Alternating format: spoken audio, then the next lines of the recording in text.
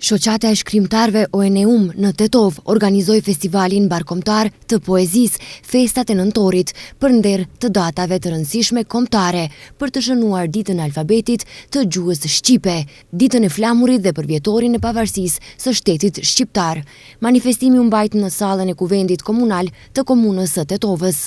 Ky festival organizohet për të shënuar data shumë të lavdishme dhe të rëndësishme të historisë sonë kombëtare, ditën e alfabetit, ditën e flamurit dhe pavarësinë e shtetit shqiptar, si dhe të gjithë festat e nëntorit që lidhen me nëntorët historik dhe të lavdishëm të historisë së popullit shqiptar. Këtë vit kemi një pjesëmarrje të shkrimtarëve, të poetëve nga Kosova, nga Shqipëria, nga gjitha qytetet shqiptare të Maqedonisë, duke nisur nga Kumanova deri në Strug.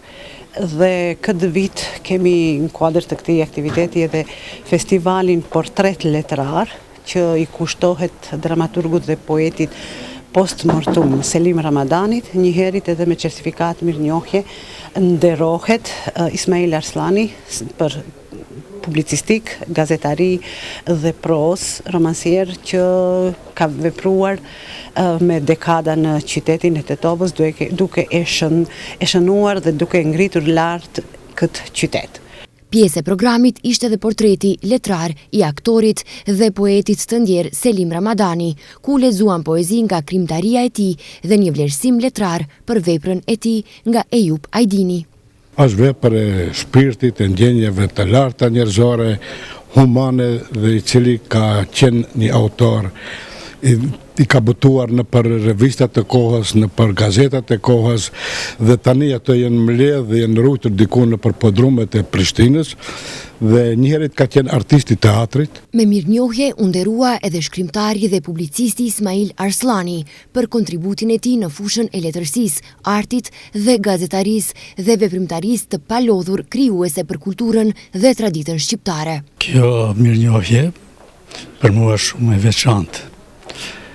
E veçantë në këtë ditë të veçantë, për shkak se unë në këtë kohë tash rumbullakoj 55 vjetorin e krijimtarisë sime në fushën e gazetarisë dhe të letërsisë.